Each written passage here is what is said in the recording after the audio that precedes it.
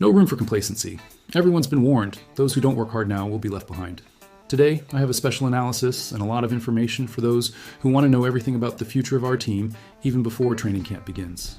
Today, I'll talk about a possible signing and how the players are performing for the next season. Can you imagine seeing a former first-round pass rusher wearing our jersey?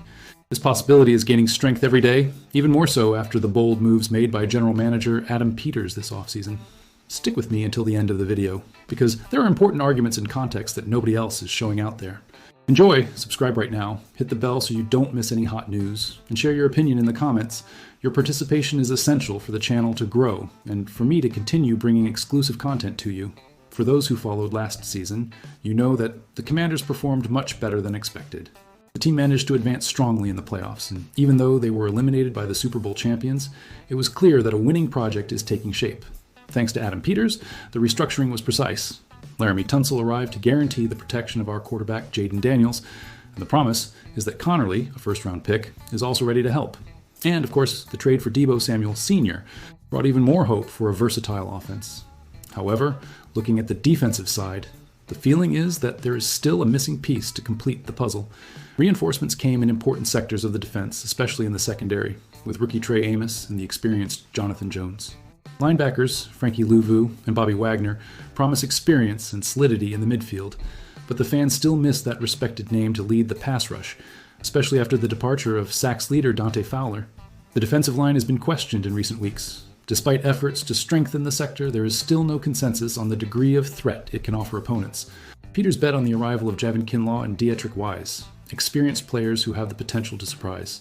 Even so, a void remained since Fowler's departure, and for those who follow the team closely, we know we need more to sustain last season's level, especially considering facing increasingly powerful offenses in the NFC. That's where an interesting name comes in. Devin Lloyd, currently with the Jacksonville Jaguars.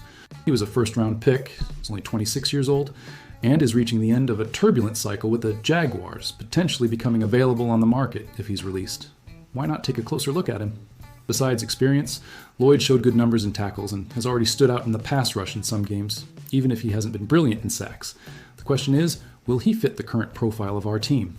Lloyd, last season, accumulated 113 tackles and 7 tackles for loss, in addition to 2 sacks. These are relevant numbers for a young player seeking to regain prominence in the NFL. For a low contract, he could be an excellent find for a sector that needs renewed energy and also minimize financial risks for the future of the roster. The Commanders' management has already shown that it knows how to transform discredited veterans into protagonists, so why not bet on Lloyd in this final stretch of the market? On the other hand, it's important to maintain a critical spirit. If Lloyd couldn't establish himself in a team that had a 4-13 campaign, will he really be the best option for a franchise that thinks big? His history shows flashes of talent, but lacks consistency. In a roster like ours, which already has experienced names on defense, would Lloyd have a real chance to reinvent himself? Is this bet safe or too risky? Now, I have some hot news that promises to shake up expectations for next season. If you're anxious to know who is really standing out in this early stage of work, stick with me until the end of this video, because I will reveal, in detail, the 5 players on our roster whose stock is rising rapidly after the successful offseason. Don't forget to subscribe here, activate the bell so you don't miss any content, and leave your comment below, because your opinion is fundamental to making the best Commanders community on YouTube. The Washington Commanders preseason is that special moment that separates those who just want to show up from those who are truly ready to make history. In these practices, each athlete has the chance to prove themselves, whether a rookie full of dreams like quarterback Jayden Daniels, or someone who still needs to secure their place among the chosen ones. A good impression during this period can be the decisive push to confirm a spot in the group and surprise in the preparation games and joint practices against other teams.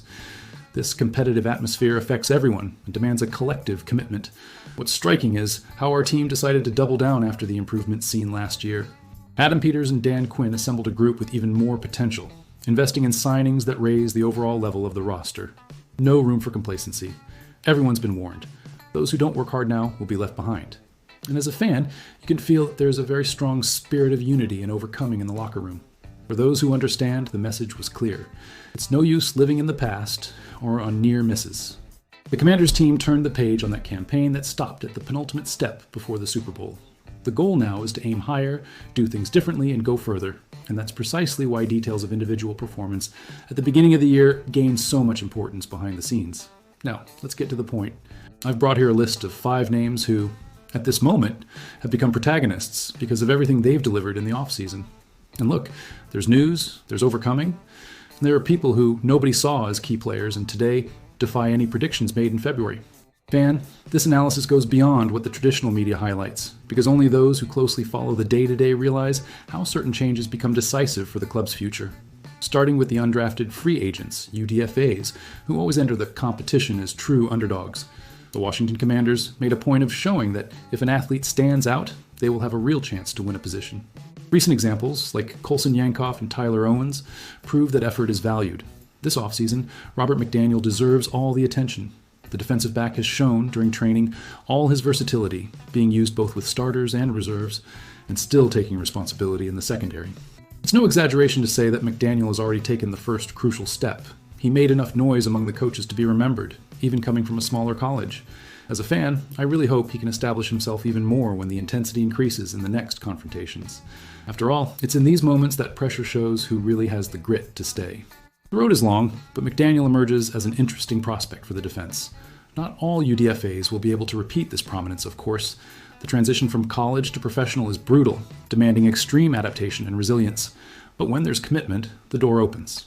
The fans need to keep an eye out because McDaniel's name, little talked about months ago, is growing rapidly in this competitive scenario, especially after having shown qualities that are difficult to teach, such as game reading and athletic ability. We move on to Brian Robinson, a running back who is in his last year of contract with the franchise. Many fans expected heavy reinforcements for the position after last season, but Adam Peters preferred to give another chance to the base, bringing as a novelty only a pick in the last round of the draft.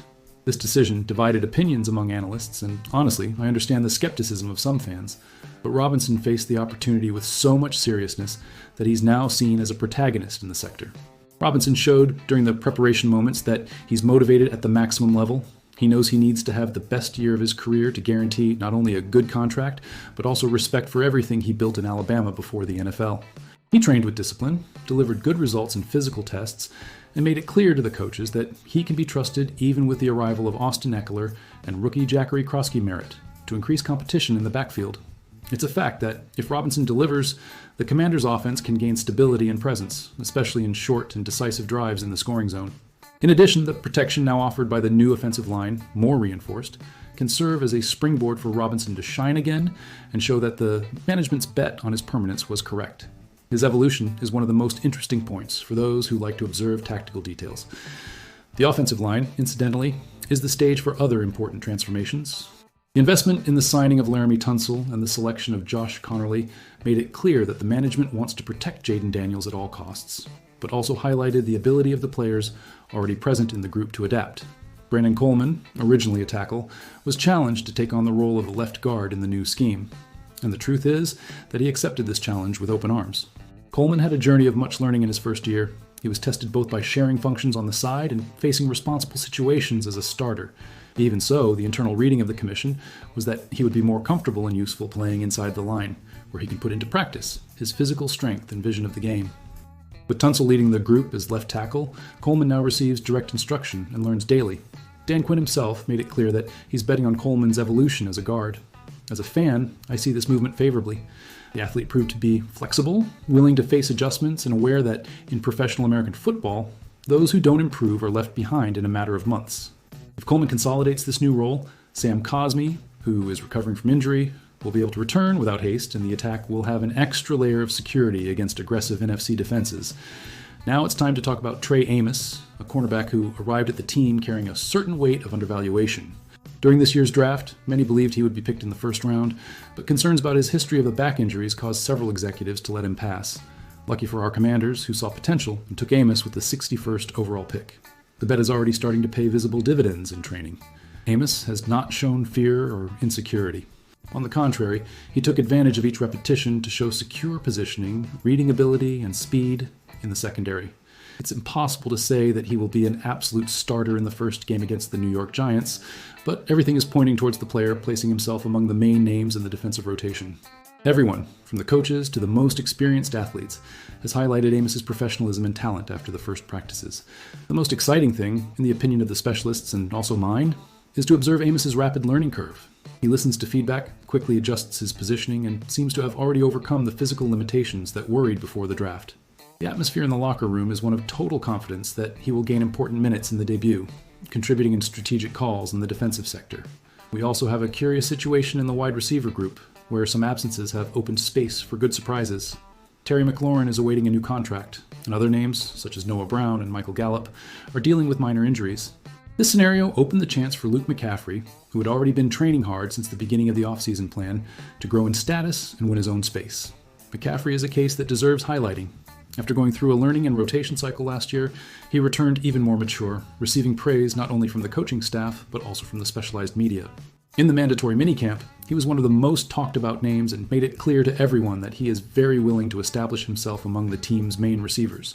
His commitment to physical and technical development surprised several analysts. The competitiveness in the receiver room will increase even more when everyone is fit, but at this moment, McCaffrey has the recognition of the group and the coaching staff. His chances of being used more often in the offense, especially in specific plays designed to take advantage of his explosiveness and reading, only increase. If he maintains the rhythm and continues to impress, offensive coordinator Cliff Kingsbury will certainly involve the athlete frequently in the playbook. And one thing is certain, the fan needs to closely follow these movements because point changes during the camp can totally alter the dynamics of the attack. If McCaffrey maintains this upward curve, it will be difficult to remove him from the main options, even with the return of the veterans. It's worth reinforcing that players like him represent the new internal policy of giving opportunities based on merit, something that rewards effort and dedication on the field. Looking at these 5 names, McDaniel, Robinson, Coleman, Amos, and McCaffrey, we see a true portrait of what this new phase of the Washington Commanders is, a roster aware that it needs to constantly evolve, open to innovations, and with no room for complacency. Each athlete understands that to achieve the greater goal, it will be necessary to combine forces, maintain regularity, and show personality in training and in the most important games. Now, I want to know your opinion. Of these 5 players who have been standing out since the offseason, which one do you think will truly surprise and change the destiny of our team in 2025? Comment here, share your thoughts, and let's discuss together. Don't forget to subscribe to the channel to follow all the news in detail and tell me, is the secret to success for next season really in these protagonists who came from below? Or can someone else still emerge and steal the spotlight with the arrival of training camp? I'm keeping an eye on the comments because each participation strengthens our debate and keeps the community alive and informed.